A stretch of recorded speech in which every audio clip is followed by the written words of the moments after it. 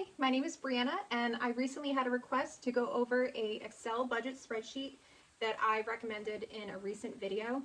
I want to start off by saying that I'm not sponsored, but it's just a spreadsheet that I really wanted to share. So if you like Excel for your budgets, or you just want to learn more about what you could do in Excel that might be a little bit more difficult to do on paper, then I think this video is for you. Now, I do also like doing a paper budget just to be like less restricted on what I can write and fill out and just put notes everywhere. Like I just got yesterday, no, 2 days ago, the Budget by Paycheck Workbook delivered, and I love the Budget Mom. I'm obsessed with her. I'm super excited to fill that out. I plan on doing that video today after this one, or sometime this week, maybe, hopefully. A little bit about me is that I get paid weekly, every Friday. And then just the way that I like to do it is I want to budget per paycheck. A monthly budget alone is not enough for me because my buffer is not established quite well enough for me to trust. And then even if I were to be like, you know what, I'm gonna pay all of my debt payments with this paycheck, I wanna know that I can afford that with groceries, with gas, with rent coming up, things like that. So I like to first do a monthly budget and then break it down by paycheck. I'm going to show you both of these spreadsheets that I recommend, and again, they're by the Weekly Crew. And one is for a monthly budget, the other one is for a paycheck budget. And it has enough sections for if you get paid weekly, you could do 5 paychecks, or you could do 2, you could do 3. It just breaks it down more by paycheck. Okay, so this is their monthly spreadsheet. Now, as you can see, I already did fill this out. I just thought it would be easier if I did fill it out ahead of time. But the other spreadsheet that's per paycheck, it's a little bit more in depth and more complicated. I'm gonna fill that out on video and show you how I go from the monthly spreadsheet to the paycheck spreadsheet.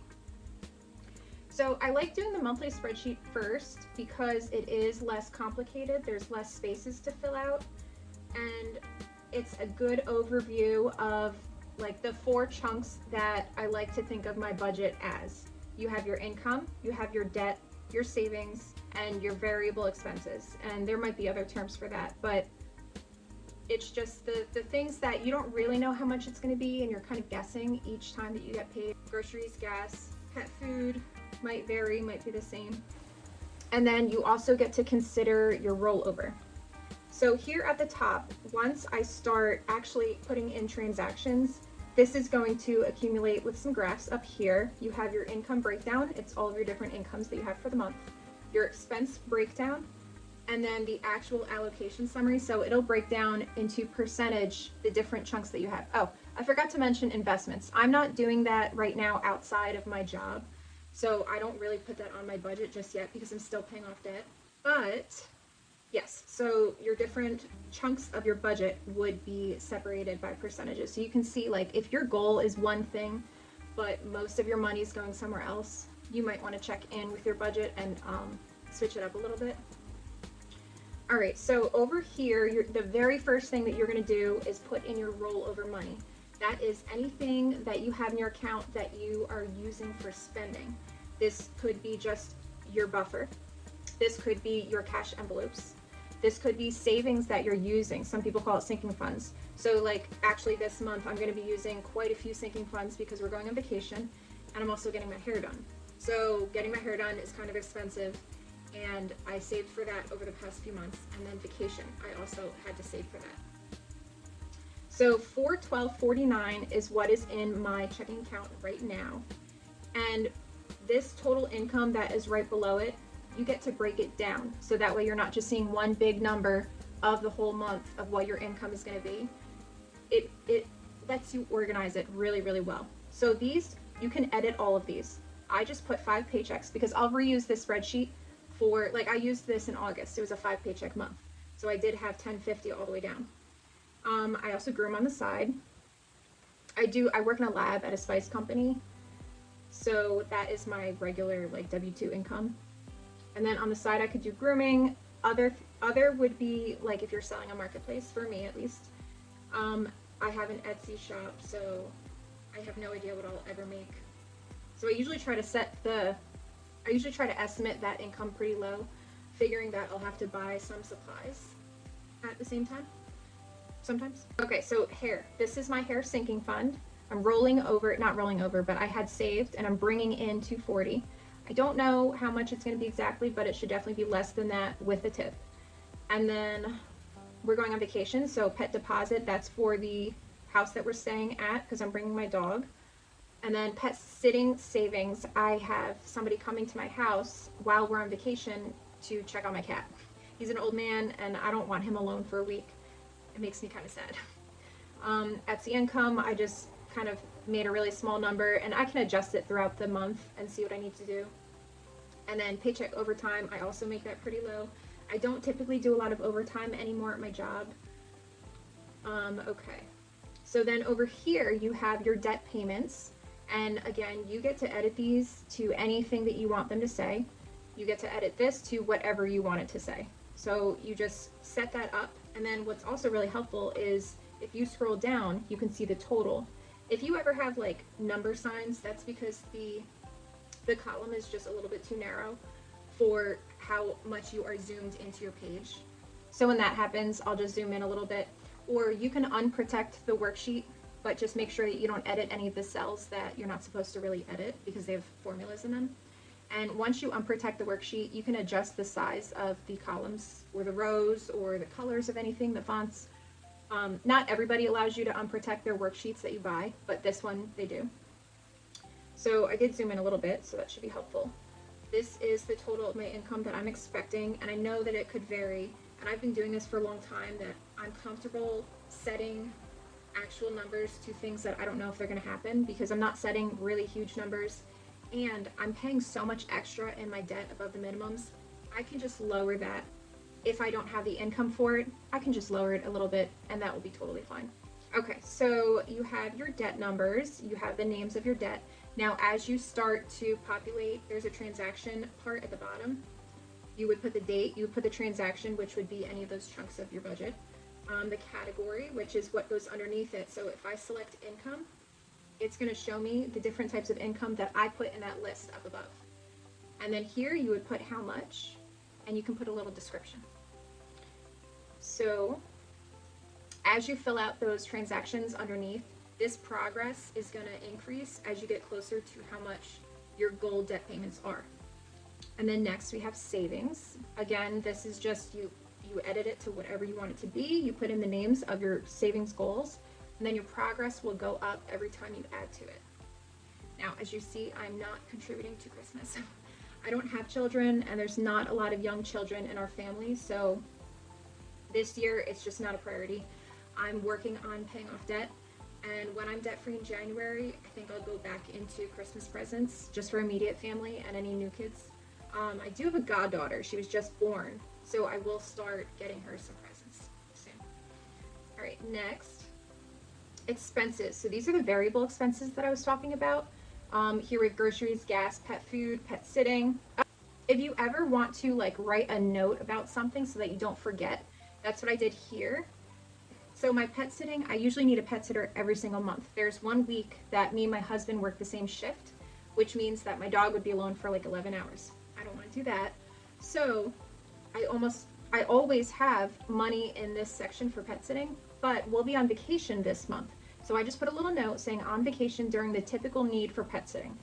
I wanted to make sure that I didn't think that I forgot to add the pet sitting expense. And then next you'll have literally, again, you set it to any amounts that you want. You can put any names that you want. All right, and then there's plenty of room for more expenses.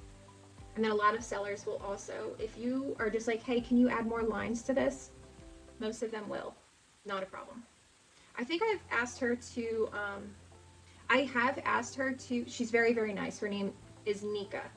And I have asked her to do something to a subscription tab to add semi-annual.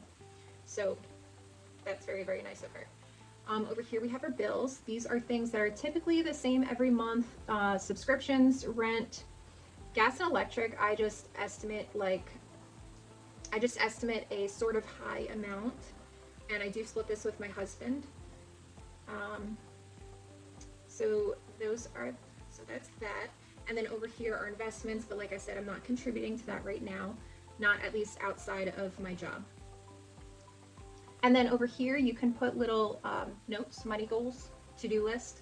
So I want to stay under my vacation spending budget. And then you can also check them off, which is pretty cool. And to delete it, you just click on the cell and you click delete. So I want to stay under my vacation spending budget. I want to put $750 towards my one student loan. And then these are some other goals that I have that are not really money related, but just things that I kind of don't want to forget about this month. All right, I'm just going to put in one transaction to show you what it looks like, and then we're going to move on to the paycheck spreadsheet. So let's say today, September 1st, I get paid. Let's say I groomed some puppies and I get $150. And we'll just say 2 dogs. So let's go up here and look, grooming, I didn't think that I would make any money because I didn't have any appointments, but it showed up as actual, which is great. And then down here, you'll also get a total of your actual income. So as you go throughout the month, this will update. Now, like I said, I fill this out first and then I move to my paycheck budget spreadsheet. This is just to get my numbers down of everything that I'm going to be doing for the month. And then I take those numbers and I move it to my paycheck spreadsheet, but I don't put my transactions here, if that makes sense, because I still don't know what paychecks, what bills are due, and I just don't know where things fit. So I don't really use the transactions down here. I just like to look at this. This is my most important part. I want to see that I have everything that I need to pay. I want to see that leftover. That is the most important thing to me. And another thing, you should always have a buffer. Just because I have 33 cents left doesn't mean that's what's left in my account. So in my expenses, I will usually have a buffer there, right there, 80 bucks. You can make it whatever you want, whatever you're comfortable with, but you shouldn't try to take your account down to 0. You can even work on this, like put in $10 every month, but as an expense, you would put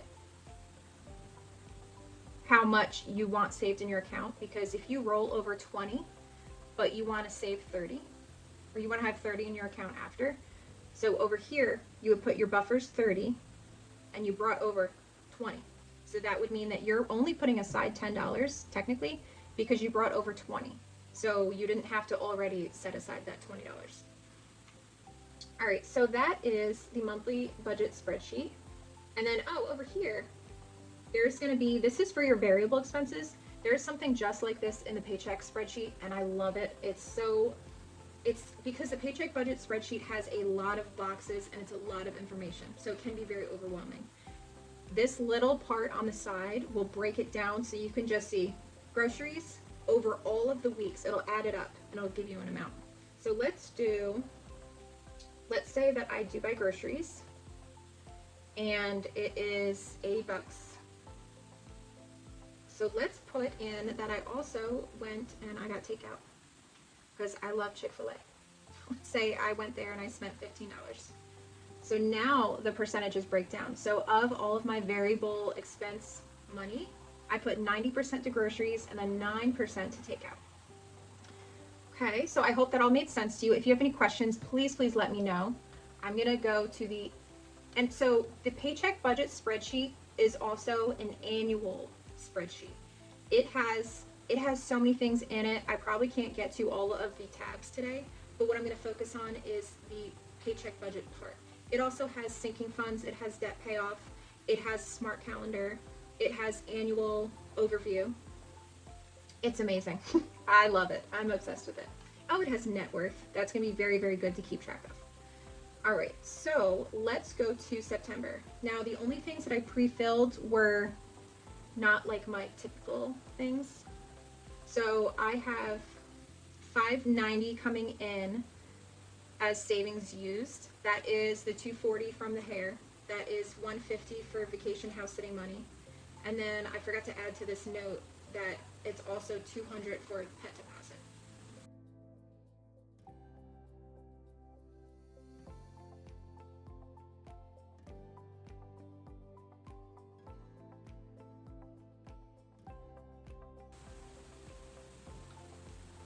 Okay, so let's say we don't have any bills due during the first paycheck. I'm gonna put this number up here, and this is what I expect to have during paycheck 2 period. I expect to bring over all of that money. Now let's put in some bills and some savings and see what happens. So like I said, the first chunk over here is your income. Now I'm going to move down to, let's do expenses. Let's say during paycheck 2, we're going to spend $150 on groceries and we're going to get some gas.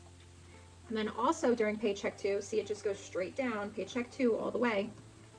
This is your bills section. Let's say rent is due, $750. And let's say we have a iCloud, $3. Oops. $3. And then debt. We're gonna start paying, let's say our auto pay comes out, okay? $60. Now you have your totals at the bottom again. And if you go to the left, you have that again. If you, let's say you have 2 auto pays for this one bill, it'll add it up. We'll say 120. Okay. So let's also say that we're gonna save $100 for Christmas. We have $100 there, over there on the left as well, and then down below is your investments. So let's go up to the top and see what do we have left.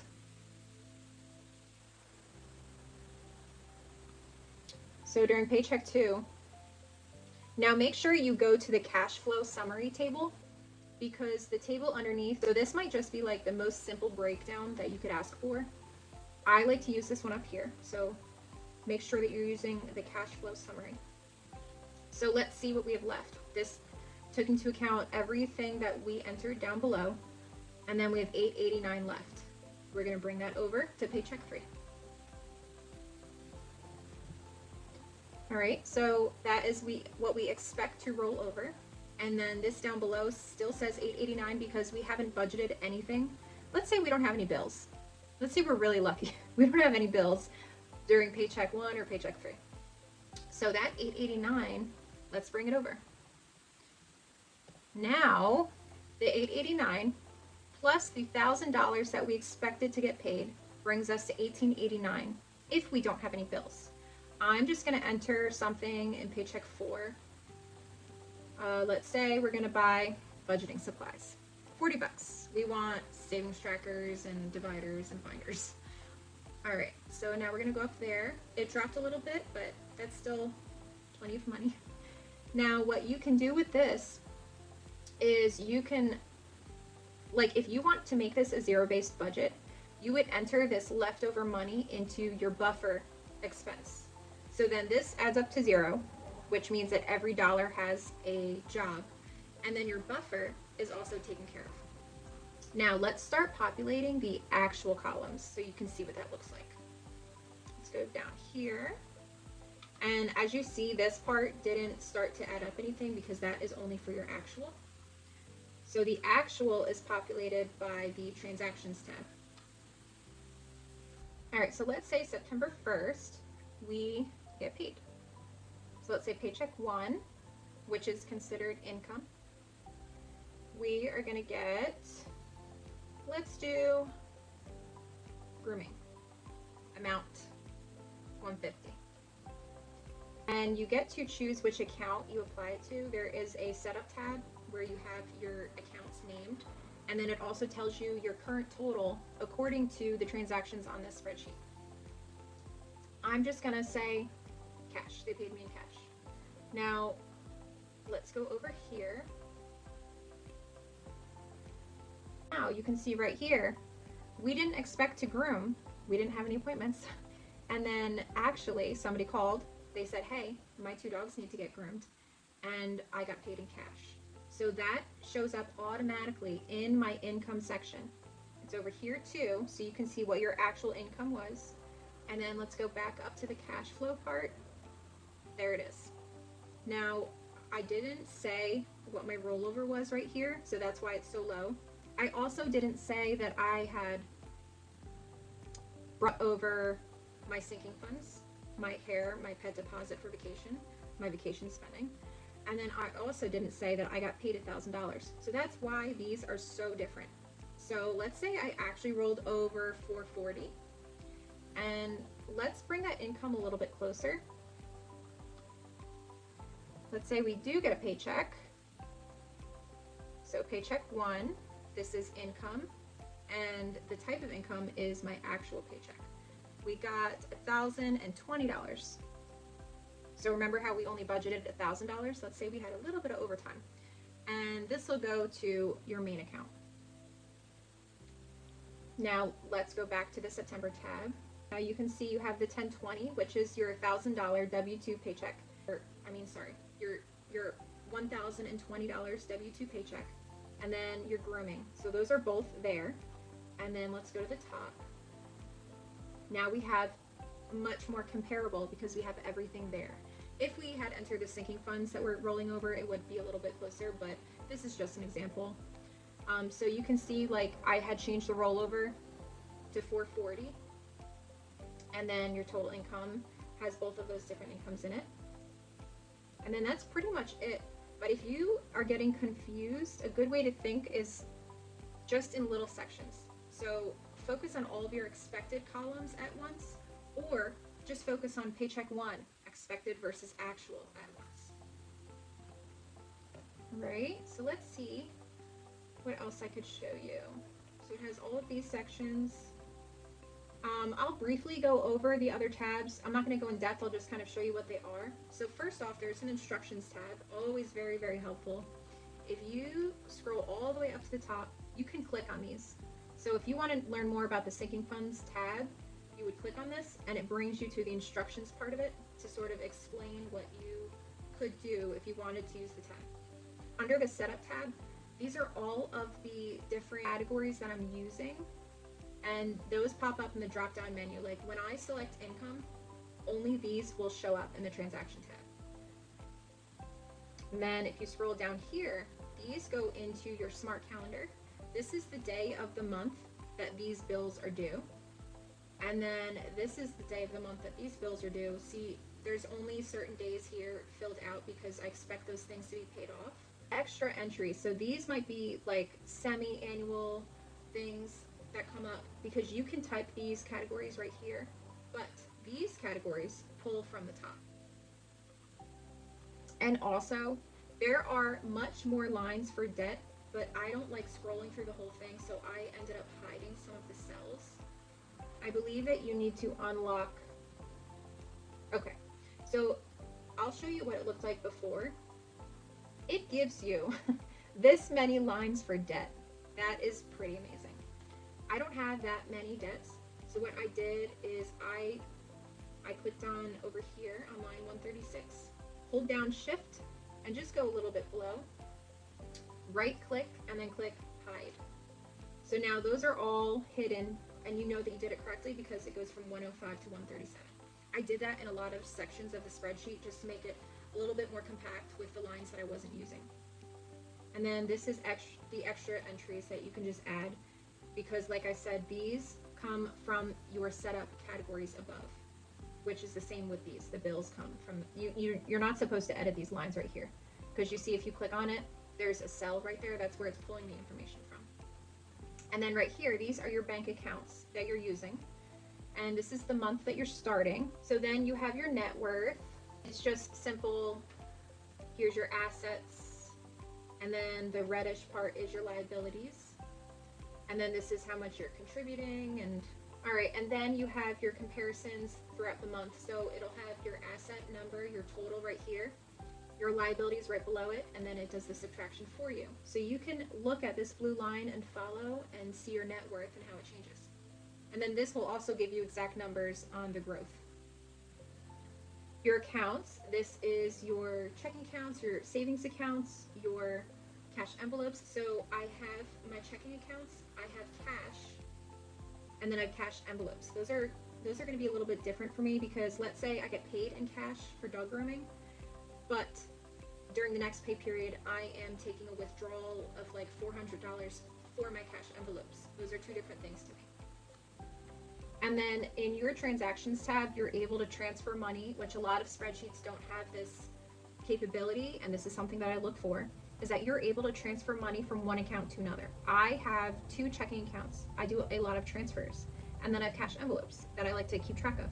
So what I do is when I make a withdrawal is I'll say, Here, I'll show it to you. So you go to transactions, and let's say I'm gonna take out, this is just during the paycheck period. This doesn't really mean that you're dealing with your paycheck. So during paycheck period 1, we're gonna do the transfer. It's called balance. So you click balance. You don't need a category for this because you're strictly decreasing the amount of money in one account and increasing the amount of money in another, showing that you did a transfer. Or let's say you do this, you track everything, you do really well for a few weeks, and then 1 week goes by, your budget wreaks, like havoc happens, and it's just crazy, and you've made a lot of purchases on vacation, and you also went back to school shopping, and you went out for a night or a weekend or something, and you just don't have the time right now to track all of those expenses. This could just be a quick adjustment. Or if you simply lost cash, you can change your cash amount total and decrease the balance. Sorry, my phone storage was full and I couldn't record anymore, so I had to use a different camera. So let's say we're going to take out $80 from my checking account. Actually, you got to put -80. That will decrease your account money. And then we're going to add it to, this is just how I like to do my cash envelopes. And then I'm going to add $80 to my cash envelope account. Whoops.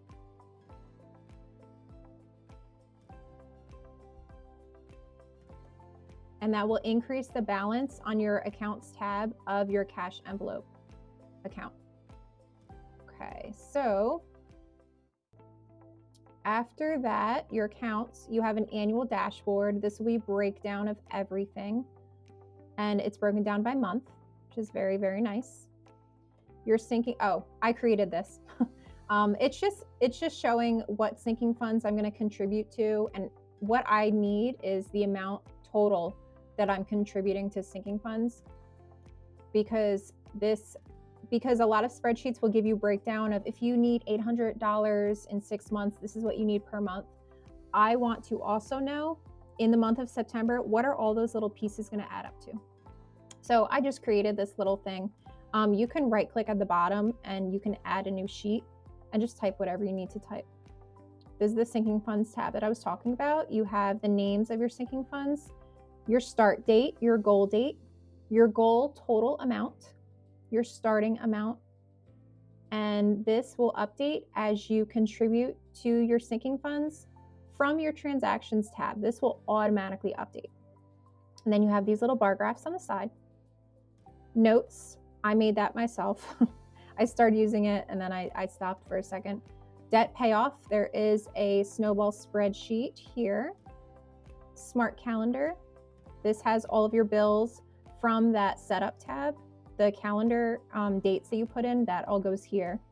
And then you have another spot to add, like I have my hair appointment at 4:30. I wanted to put that on the calendar just to make sure I didn't forget about it. And I'm going on vacation. And then these are all of the calendar entries from that setup tab. Transactions, you already know what that is. And then here's all of your months, and that's the end of it. So I love this spreadsheet, but you can still make it your own. Use what you like. You don't use what you don't like. You don't have to use every portion of it. It just has all of the capabilities of those things. And let's say you're just not going to track your net worth right now. It's not a focus. Just right click on the tab and click hide. So you don't have to, like, that's what I did to January through August, because I didn't want to go through all of the tabs. I just wanted September to be the next one that I have. So I hope that this video was helpful for you. Let me know if you have any questions about the spreadsheet, or if you have any video requests also. And I hope that you guys have a good day. Happy Labor Day, and have a good rest of your weekend. Bye.